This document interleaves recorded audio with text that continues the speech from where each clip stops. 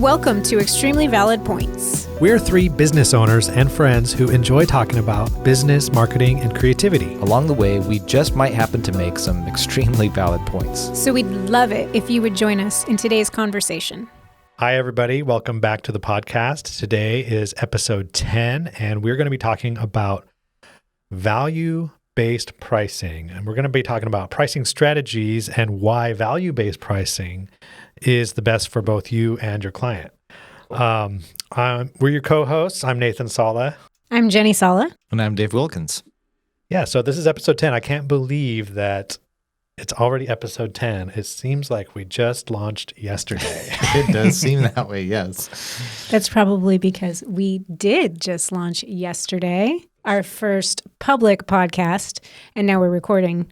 We're on our 10th episode that we're recording today. Yep. So anyway, this is exciting. We're glad you're here with us, and we hope you enjoyed today's show. So this is actually a follow-up from a previous podcast that we did called Art and Commerce. I believe it was episode 4. And we talked about the nuances of being both an artist and a business person and selling your creative talents and services for cash on the street.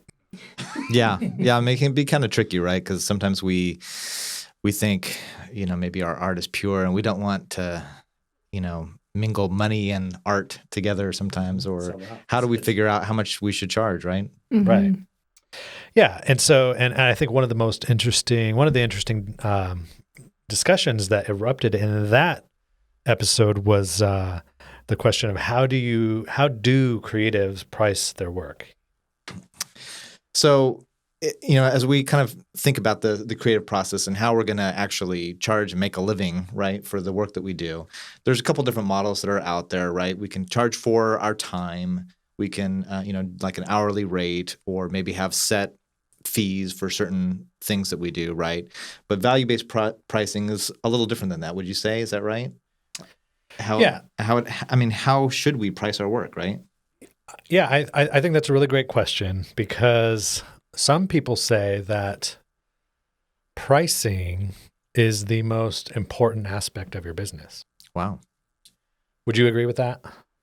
I think pricing is really important. Sometimes the price will decide whether or not you get the business. And I've seen it work both ways for us. We have sometimes not gotten a deal because people thought we were priced too low, and it was a red flag. And then there's been times when we didn't get the deal because they said our prices were too high compared to our competitors.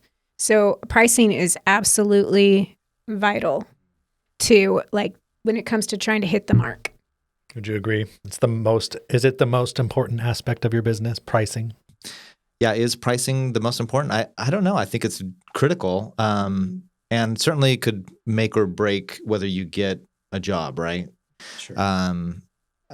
I think there are a lot of other factors that are important as well, but pricing, could definitely be something that keeps you from working with a particular client. Sure. And, it can affect whether or not you get the deal, but, if you're not priced accurately, it can affect whether or not you're profitable. Yeah, that's true. Yep.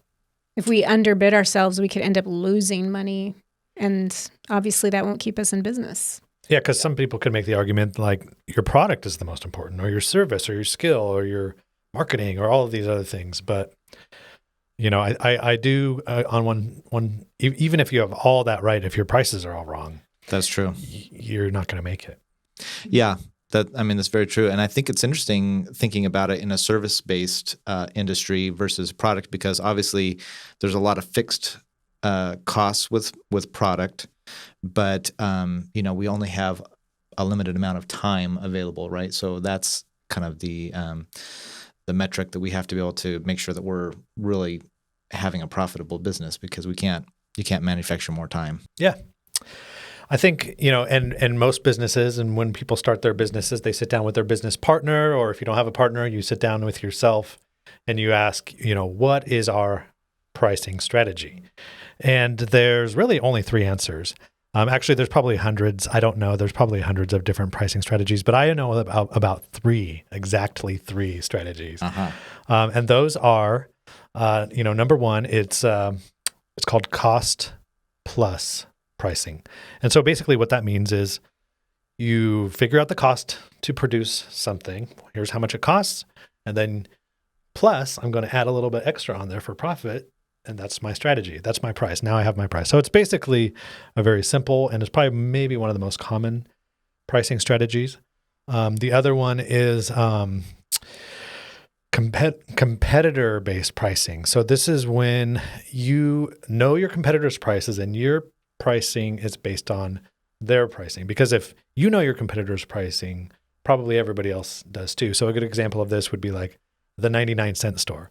Everybody knows their price. And we were driving down the road one day and we saw a 98-cent store. Which both beat the dollar store. Yeah. Right. And so those are examples of, I'm setting my price based on my competitor's price strategy. And so the third one is value-based pricing. And that means you are charging a fee that's based on how much value you are actually providing to the client. So how does that work exactly? So, all three pricing strategies have their pros and cons, and some of them, there's no, depending on your business and all that, it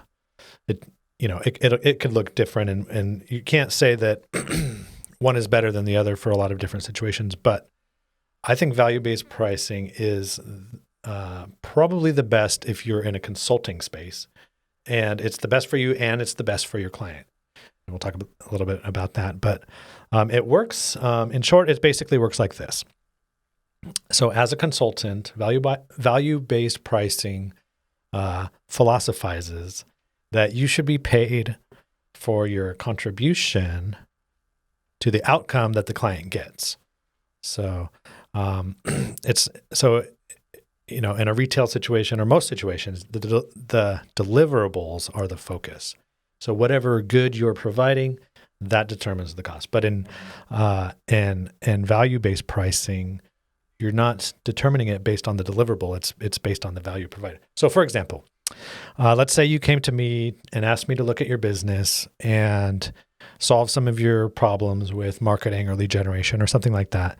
And I would put together a plan that would create, say, hypothetically, $1 million worth of revenue for your company. Okay.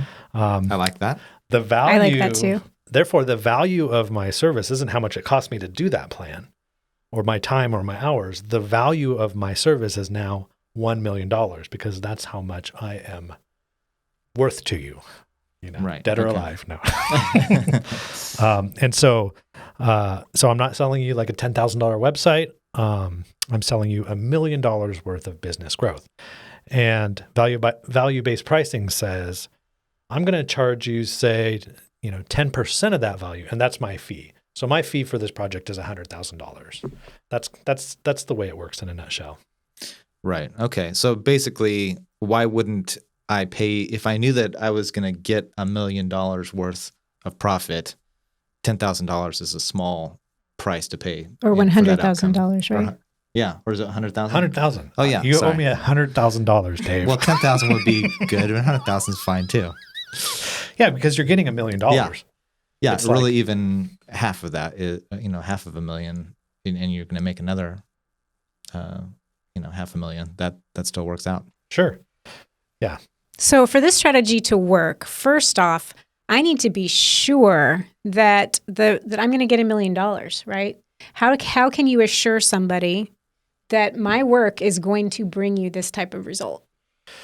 So, excellent question. There is a way that you have to do that, and we'll talk about that in a little bit. Okay. But I first want to mention like why this is the best.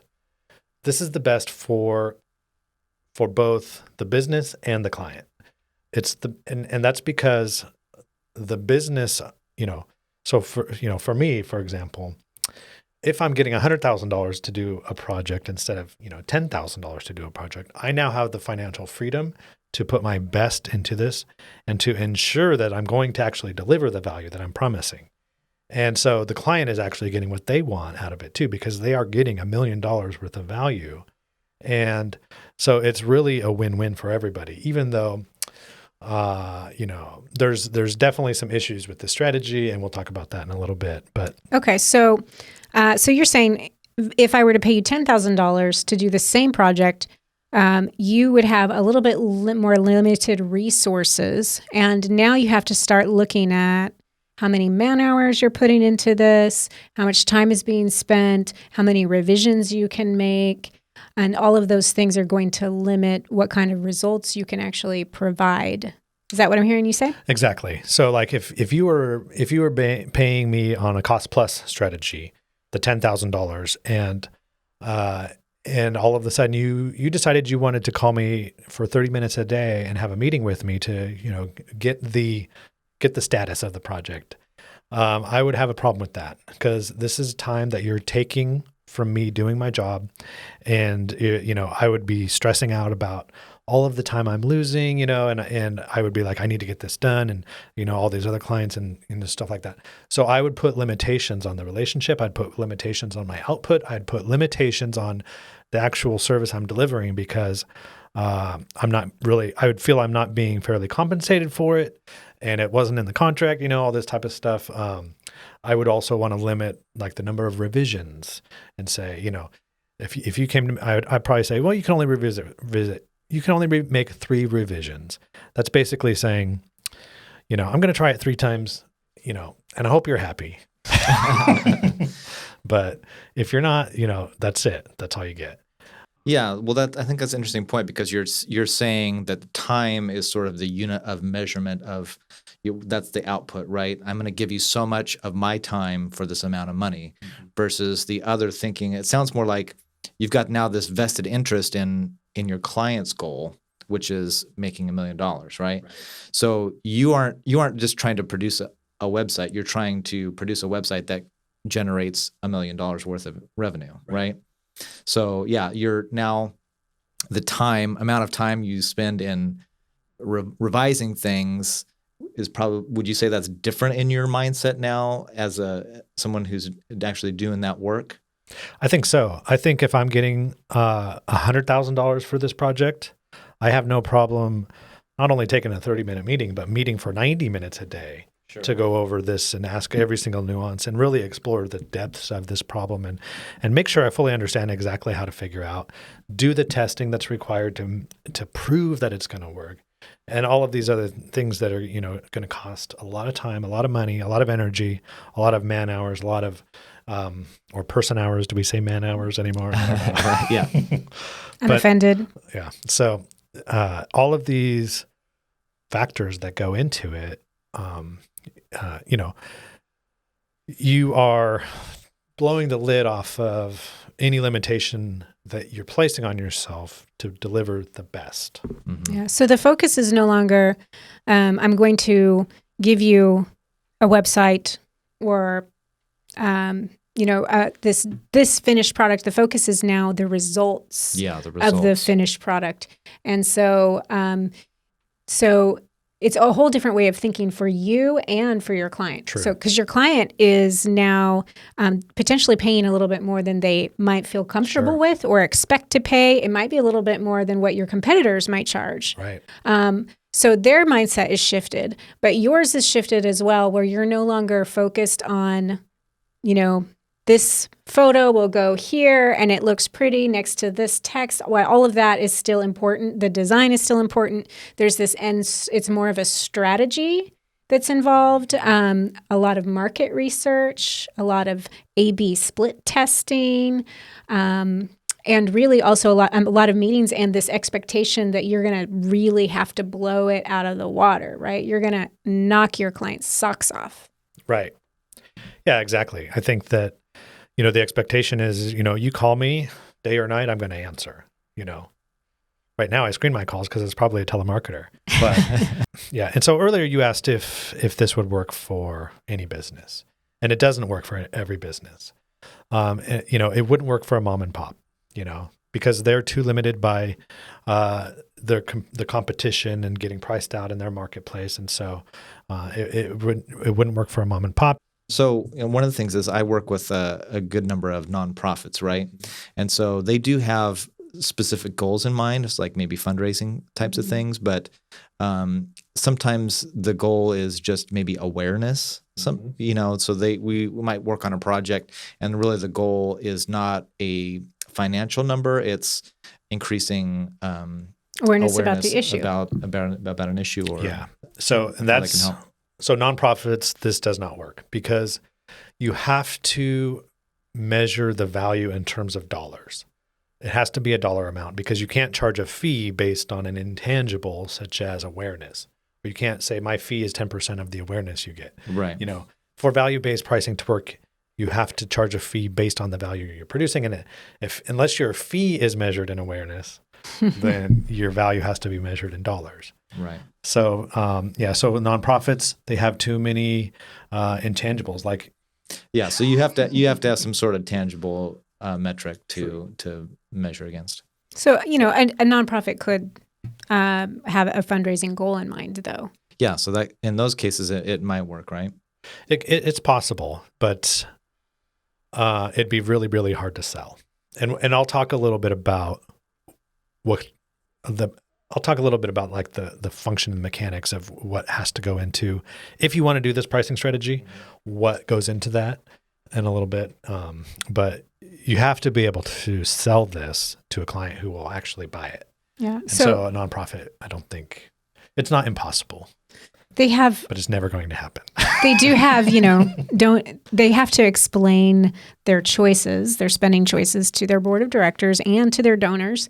And so it probably would be a very hard sell to those people, even if you do get the results of a $1 million donation goal being met, that they had to spend $100,000 to get it.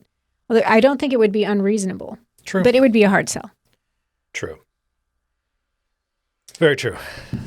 So there is this other kind of side of value-based pricing that might not be, exactly what I'm, this number or this goal that I'm going to meet for you. But if you're selling products or services, you can certainly show that your product has more value than your competitors based on the fact that it's built better or that it's going to last longer, or that it's made out of nicer materials or something like that. Sure. But that's basically cost plus. So the cost of the materials, say if you have something that's made out of diamonds, it's going to have a higher value than something that's made out of coal. Right. Most of the time. But then you have designers, fashion designers. The cost to make a pair of jeans is not going to fluctuate that much that I could justify charging $1,000 for a pair of jeans versus $40 for a pair of jeans. Excellent point. And the fashion designer, the premium brand, is doing value-based pricing. Yeah. Well, I think that's very interesting. I mean, we kind of know. I want to say, if you go to the grocery store, you're used to paying a certain price for a loaf of bread or an apple or whatever it is.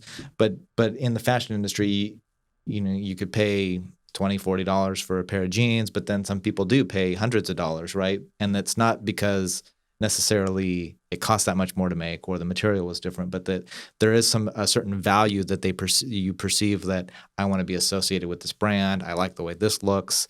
I'm willing to pay, a pretty good amount more simply because it has a value to me that I'm willing to and pay I think that value is how it makes you feel, how the product makes you feel.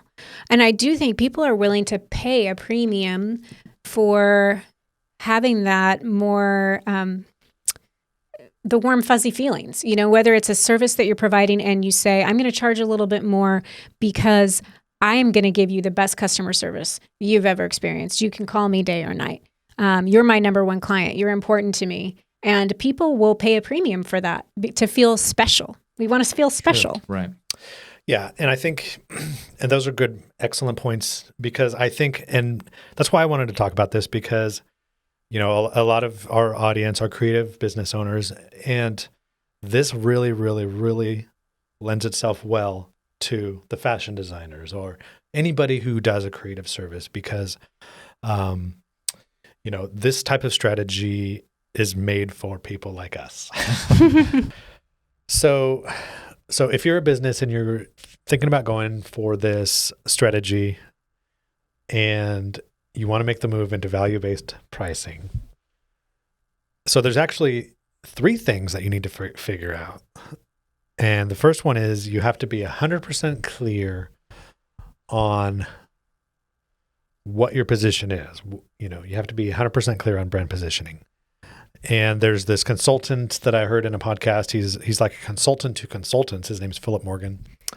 And he defines positioning as becoming 100% clear on who you serve, what you do for them, and how you're different from others providing similar services. And so the first thing you need to do if you're going to move into this value-based pricing thing is to figure out where you fit into your market and position yourselves accordingly. So, you know, this is for a company that wants to grow big. If you want to grow big, step 1 is to have brand positioning figured out. I see. Makes sense. So, I mean, there's a few benefits of brand positioning. When you specialize, when you position yourself as the specialist in the market, you command a higher rate. So think about a doctor. You know, if you go to a doctor, you could go to your general family doctor, and they'll help you with, you know, a checkup or a physical, or, you know, if you have the flu or something like that, or, you know, you need some basic medication. But if you have something a little bit more serious, you know, odds are you're going to want to talk to a specialist. And the thing about a specialist is nobody ever goes to the specialist and then complains that they charge more. You know, you expect that they're going to charge more because they're a specialist in whatever field that you need help with. So Nathan, what are some benefits of positioning yourself as a specialist and having this niche that other people don't have? So yeah, in addition to commanding a higher rate, you also get the benefit of when you do brand positioning, your clients actually will seek you out because maybe they've tried, you know, for, you know, in our case, maybe they tried the web designer, maybe they tried the marketing agency and they didn't really get the results they want. So now they're going to look for that expert, the person who's like, this is the person who's proven to solve my exact needs. So like, I need help, you know, my web designer made a nice looking website. My agency made a nice Google ad campaign.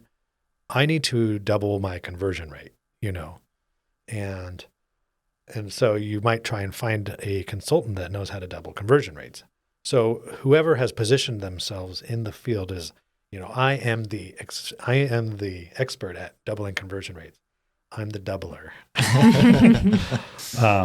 So that's the person so your clients would actually be looking for you, and they'd expect to be, you know, paying you a higher rate, and, you know, they're going to find you. And then when you land that business, another benefit is, you know, like if you get that appointment with the specialist, you actually kind of feel lucky.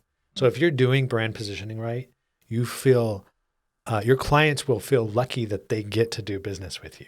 So it's completely different mindset than selling a commodity where you sell everything and you try and price it just right. So it's not too much and not too little, but you're trying to sell something that everybody else does too. You know, like with video, you know, if you just sold videos, anybody can make a video on their phone. So you don't ever want to say, oh, I sell videos, you know? Yeah, exactly. Because that's not what you do at all. So, you know, you position yourself as, well, I do this. This is what I do. That's different than videos. Yeah. And I would say, you know, in Dave's case, if we were to call him a specialist, I would say Dave specializes in creating inspirational videos that will move people to emotion and call people to action. So if that's something that you want, then Dave's your guy. You know, sure, your nephew can shoot a video for you on the iPhone, and he might even do it for free. But can your nephew get somebody to cry after they watch the video? You can if you whacks them in the leg. Yeah, I like this way of thinking because it's about real results that people want versus the tangible thing. Like, yes, I make videos, you make websites, but what we're really doing is, helping to establish an online presence, helping someone to understand a story or feel a certain way or understand a concept, right? So these are things that are a little bit more abstract in a way, but they also have real value for our clients versus just, oh, now I have a website. Now I have a video. Right. Yeah. And I do think sometimes when people come to you and want your product or service and want a proposal, there might be a little bit of time that you need to stop and spend helping them understand what it is that they want. Right. And what you do as opposed to what somebody else does or what, so when they sit down and they're comparing proposals, they know, okay, this price is for this type of video that's going to get me this kind of results versus this price is for a video that is 30 seconds long. You know what I'm saying? It reminds me of the movie As Good as It Gets with Jack Nicholson. You guys remember that movie? Sure, Mm-hmm. yeah. And Helen Hunt, I believe. Mm-hmm. Where And Greg Kinnear. Yeah, and Greg Kinnear. Good old Greg. Can't forget about Greg. Great movie. So I love that movie. I especially love how so it's this single mom, has a son with all sorts of medical conditions. Her insurance will only pay for terrible doctors, long story short, she gets access to the specialist, and in one afternoon, he basically fixes her son. Yeah, right. Where it was it was such a dramatic difference that it was like, my son is disabled, he's dying, he can't do anything, he's suffering, to now he's playing outside. Right. Dramatic. Has a huge improvement. Mm-hmm. So it's kind of like that. Like, that's the difference between just somebody who does a video versus somebody who's going to solve your problem and make your life better. So we have to figure out what we do differently than other people, how to differentiate ourselves and make ourselves specialists, and then how to educate our clients on what we do and help them decide whether or not that's something that they want or find value in. And I think there may also be this process that we'll need to go through of figuring out what is valuable to our clients, because maybe what we think it is isn't. And so even before you create this area of specialization, knowing your client base, talking to your existing clients, finding out from them what matters, what problems do you have that you need solved, and helping them figure out too what direction it is that they want. Why do they want a video? Because sometimes people just know they want a video, and there are other deeper reasons that they want it, but they haven't really explored those reasons or narrowed them down enough to know themselves what they want. Absolutely. So, and finding what that is, that sweet spot. So a lot of people think, oh, it's just a niche. But that's not always the right answer. Just niching down isn't always good enough. It has to be a balance between who you are as the consultant, what you're passionate about, what drives you, what you care about. Right. And obviously what your expertise is in, because you can't just decide up in one day, I am a specialist now. Yeah. And something you've never actually done before. But also, so it's like this convergence of all these different factors: who you are, what you're amazing at, what people want and will pay for, and what you can actually stand out as unique in, how you can differentiate. If there's 800 super video consultants that talk about, making people cry, then you'll have to further clarify what makes you different. Yeah, exactly. I in fact, I was just listening to a photographer speak about developing your voice as a creative, and really that when you have to kind of it is sort of the niching down, but you have to sort of find out who you are, what I have to say, what kind of stuff, what kind of work do I do best? Because you can't really be an expert in everything, right? So you have to find those things. You might even have like a few different things that you're an expert in, but basically all within this one lane, right? So when you kind of explore that and you really put work out there that all fits this sort of thing, that's when people say like, oh, I know your style. I know what you do. I know you're the person that did this for that person. I want you to do that for me, right?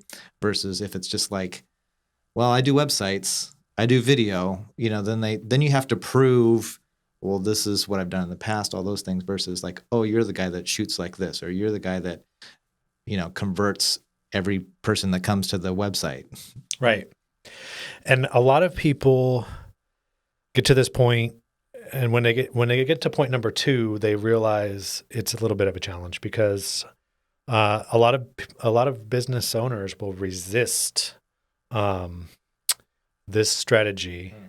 And it's because of the second point, which is you have to be willing to turn away business.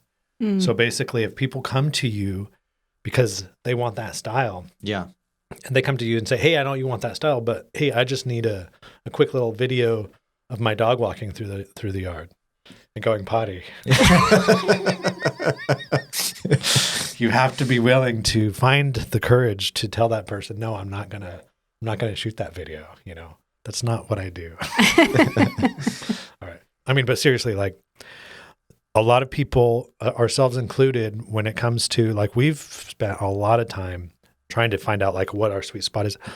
Who do we help? And I think we've got like 20 different niches. Right. Yeah. And, when it comes to the point of like somebody actually, the phone rings, somebody saying, "Hey, I want you, I've got money." And you have to say, "I'm sorry." That's hard for a lot of businesses to do. And you have to do that. So we have this client, his name's Andrew Walter. He was a house painter and, I told him I was going to share this on the podcast. He said, that's fine. But, so anyway, he did this, and he's a brilliant businessman. But so he was a house painter, and then he started developing like pain when he was going up and down the ladder, and he was like, I can't do this forever. He just decided like, I'm only going to focus on painting cabinets. All I do is cabinet painting now, and so he had a very what if I want you to come in and paint my cabinets, and while you're there, can you also paint the kitchen walls? He says no. He says no. And he said it was very hard to do that. But he just told me this a couple weeks ago, like, I'm so thankful that I said no, because he had a pretty successful painting business. He was making over, 6 figures doing that. But when he started saying no and started specializing and say, I only do cabinet painting, his business bloomed up to $1 million business. Wow. And it was amazing. So now he's not only not hurting himself going up and down ladders all the time, but he specializes and focuses on this one area. He continually gets better and better at that. And the benefit is rather than being a rock star at cabinet painting and being pretty good at house painting, he's now only doing what he's a rock star at. So all he gets is 5-star reviews. And so since his industry is really dependent on like reviews and Yelp and Angie's List and all that, the more he specializes in what he's a rock star at, it's like review. He says, my phone is ringing off the hook. So by saying no to those projects, you actually help your brand, you help your positioning, and you position yourself in a way that you're going to grow a lot faster, a lot better. It's such a counterintuitive way of thinking, but it really works. Yeah, that makes sense. And I know, not to go too much down the niching down path here, but it really ties in well to this because when you do have that, like, I'm just specializing in cabinet painting, now you're not fighting against that broad market of house painters and the painters that are going to paint everything, right? Because now so even though you've eliminated potential customers, you're able to differentiate yourself for the person that wants. My project is I need you to paint cabinets, right? Mm-hmm. So why would I pay somebody that's mediocre at doing everything? I want the cabinet specialist. That's all I care about. Now, if I do want my whole house painted and cabinets painted and all that stuff, well, then I'll have to go somewhere else, right? But you can charge a premium because you are an expert in that field. I know that my cabinets are going to be done right, and if that's the project I have, why wouldn't I hire you instead of someone who's just a generalist? Mm-hmm. Right. And by the way, can I just throw in a plug there for Andrew Walter? If you live in the Pacific Northwest area in Washington State and you need a cabinet painter, Google Sound Finish cabinet painting. They will do an awesome job for you. Nice. Yeah, the amazing thing is one of the most impressive things that he was able to do is by focusing only on this one thing and completely giving all of his effort into this one thing, he streamlined it to such a degree that he can do the whole job in 3 days. Wow. So if somebody comes off the street, I'll paint your siding and your bathroom and your cabinets. Well, how long is it going to take? A couple weeks, And so he's like, well, no, we have this special painting shop that there's no dust. Your painter is going to do it in his garage. Or your garage. Or your garage, where you can't go in there and it's going to get dust. So he's got it dialed in to such a degree that when you niche down and specialize and become this expert of this one thing, you figure out a process. You figure out a process, a system, insights, and just hacks and efficiencies of way to do it way better than anybody else. So how does his pricing compare? His pricing is many, many factors more expensive than other people. Like he'll go up to, he said, I just talked to a lady. She said, the next lowest bid was about 1/5 of what you charge. And he goes, yeah, well, I understand. And you can hire that person if you'd like. Yeah. It's totally your choice. Here's what we offer and, we'll be done 2 or 3. His efficiencies are the selling point. It's like, exactly. Wait a minute. I'm going to be totally done with this in a couple, 72 hours rather than, 6 weeks later, I'm still looking at my plates. And they probably aren't done well, right? Right. We had our cabinets painted once by a regular painter and found, that we needed to touch it up a lot. We tried to get Andrew to do it. He wouldn't come to California. Unfortunately. But yeah, and then he also has the warranty too, because he's created these efficiencies. He does it right. So he does it quickly and he does it with a warranty. He'll stand by his work. It's going to be done right. So there's this mindset that's like resistant to turning away business, turning away clients. But you also underestimate the number of people that it actually takes to grow big. If you get a smaller pool of clients that are paying you higher fees, you'll only need that smaller pool. You don't need as many clients as you thought you did before. Right.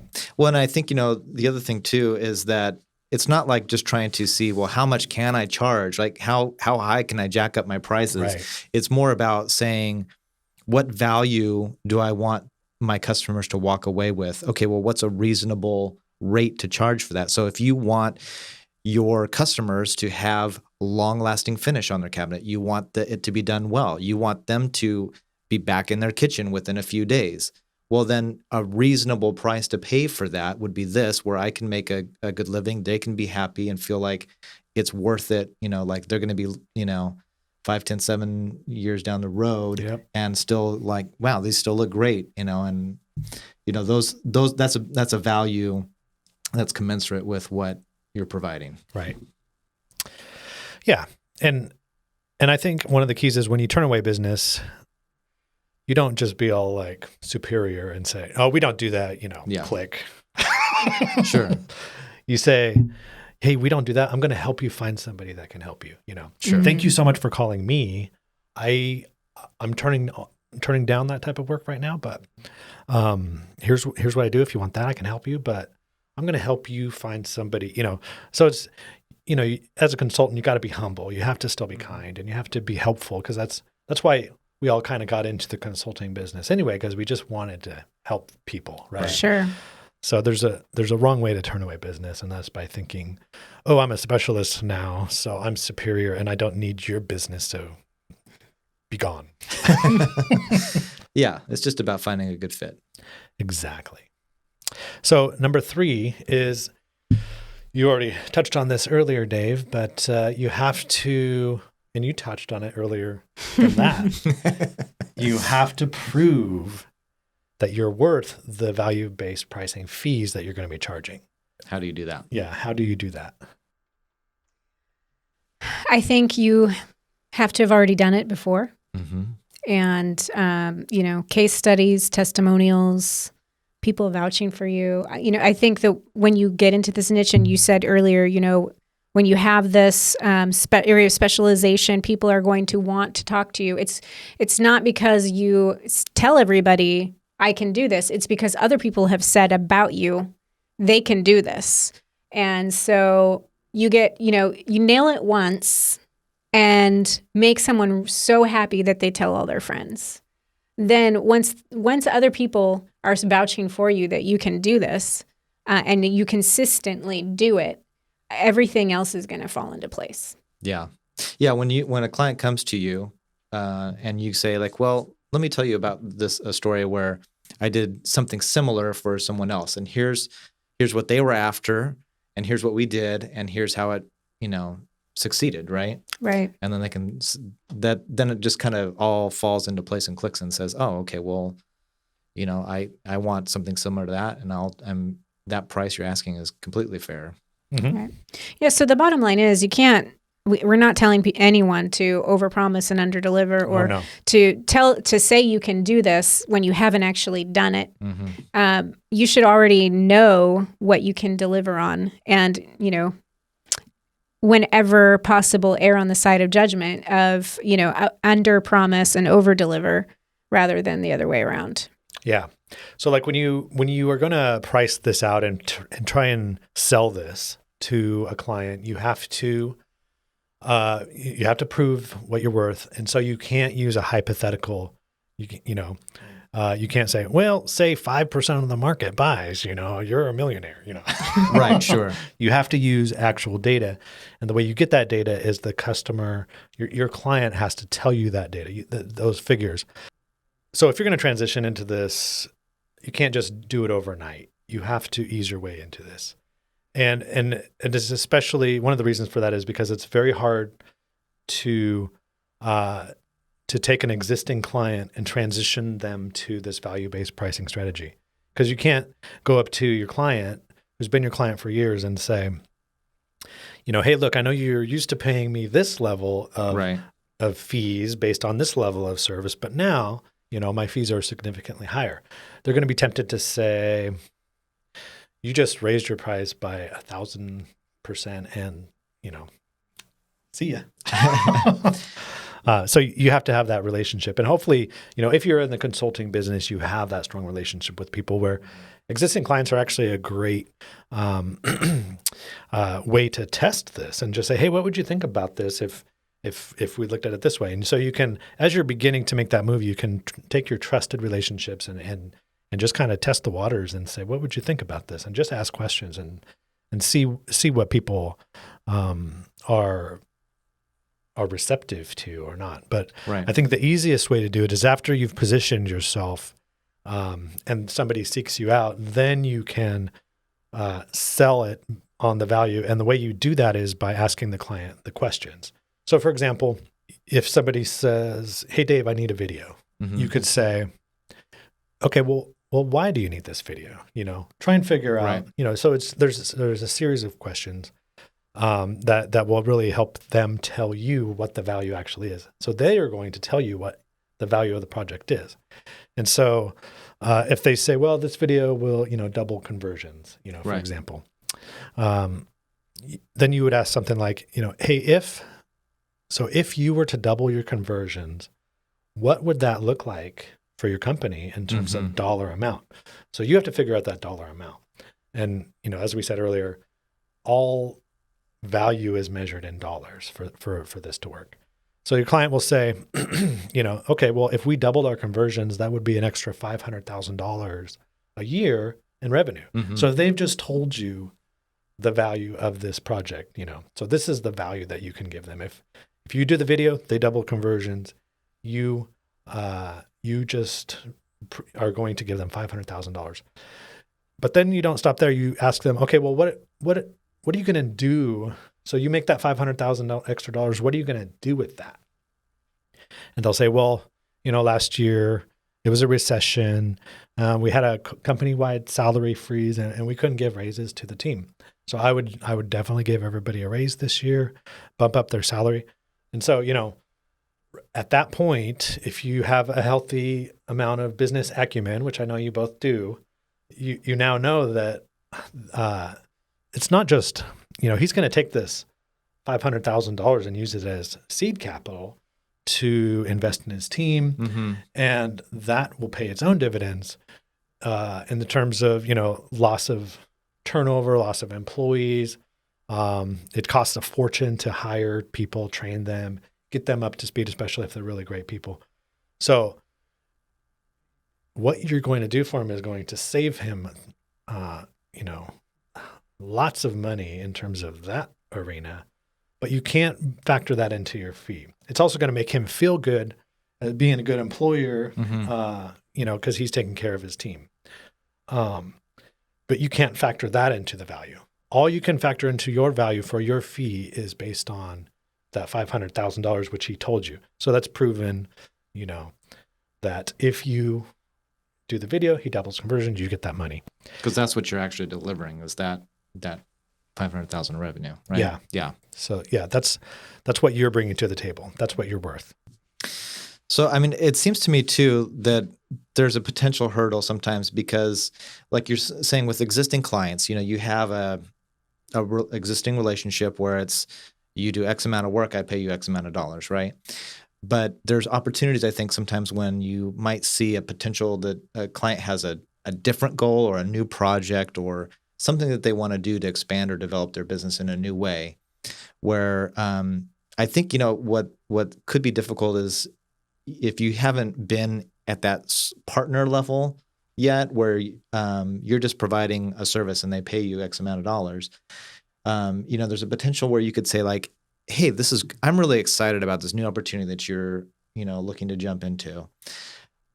Would you be willing to kind of partner up on this? Because if they're not willing to kind of pulling back the curtain to say, yeah, I expect to make $500,000 off this thing, they might not want to show you the numbers, or they might not want to reveal how much they're trying to get, right? But if you can say, look, I'm going to want to be invested in this project. And I want to also make sure that what I'm doing is a good fit for you too, right? Mm-hmm. And so I think that's the other thing maybe is being able to somehow say that I want to do my due diligence and make sure I'm not overcharging you, right? Because that could be another potential too. Like if you're not getting the bang for your buck here. Right. So yeah, basically when you're in this model, you really want to partner with your clients to make sure that they're getting the value that they're seeking, right? And that all the efforts that we're doing to help them are really worth it for them. Absolutely. Well said. Well, what do you guys think? That's the value of value-based pricing. What do you think? I think it makes a lot of sense. Yeah, really it does. I think both from a client and a service provider aspect. Nice. Yeah, but I do think there's a way to do it well. And there's times when you should do it and there's times when you shouldn't. And you got to have the wisdom to know when. True. Yeah. And how. And now that you've watched this podcast, hopefully you know whether or not you should or shouldn't. So do you guys have any inspiration for this week? I heard a quote this morning that I liked a lot. It was from Napoleon Hill. And it was something like, a goal is a dream with a deadline. A goal is a dream with a deadline. Yeah. I have lots of dreams. I need some more deadlines. It's funny because we think about, dreams are a lot more exciting than goals. And goals sometimes feel like a labor to work on and to sit down and to write out. But when you put it that way, that it's your dream with a deadline on it, it sure does seem a little bit more motivating to sit down and to plan and to hold yourself accountable for your dreams. Yeah, I think we could do a whole episode on goals, especially because I don't know if it's just me, but I think for creatives in general, or maybe just me, but I think that this idea of setting goals is too painful. Yeah, right. Because when you don't meet it, right, that's the trick, right? Is to be able to have that goal, but know how that if you have to adjust it, you're still striving for that target, and maybe you have to adjust a little bit, but you're still keeping yourself accountable. Yeah, that's how I resolved within my own soul of like how I can embrace goal setting is exactly like that. It's like you're sailing a ship to a harbor, and so you make a goal, and so you know your destination where you're going, and the whole process of getting there, you might have to course correct.